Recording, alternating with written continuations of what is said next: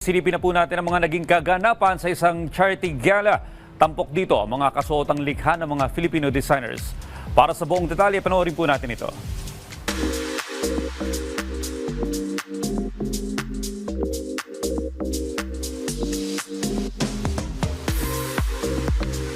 Katulad ng hiyas, nagniningning ang mga kasuotang likha ng mga Filipino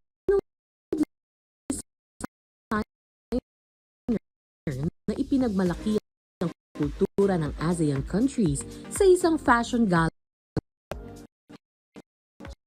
So we thought not open all the festivities with this event. You can see in the fashion show, it is diverse in all ages, all stages of life. Star-studded ang event na sinuportahan ng mga kilalang personalidad sa fashion industry. Mismong mga pageant queen at mga kilalang model ang nagsuot ng mga obra ng 5 featured premier designers. Kabilang sa mga inirampa nila ang mga likha ni Frankie De Leon na nagpakita ng vibrant culture ng Cambodia at Thailand. Ole Morabe at ang kanyang Brunei at Laos pieces.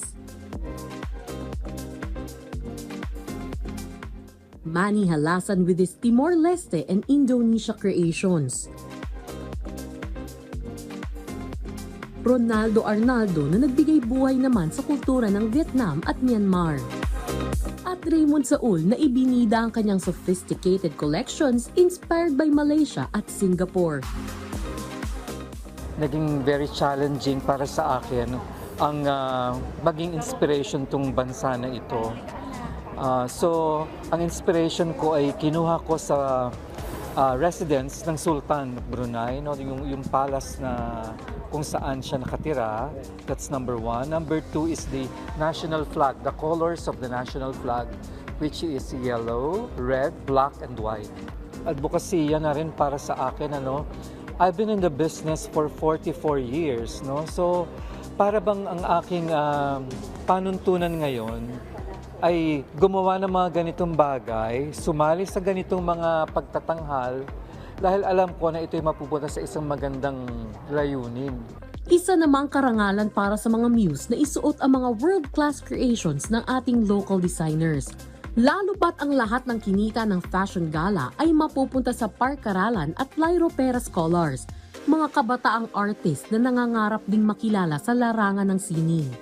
This is a big opportunity for me and it's a big event, and especially knowing that this event is for a cause nga and we help other people for this. I am so happy to be included because I felt na important. Be proud of your Asian heritage. Siyempre, Pilipino tayo. So ito talaga ni-represent ng mga different Asian countries which I am so proud to be part of.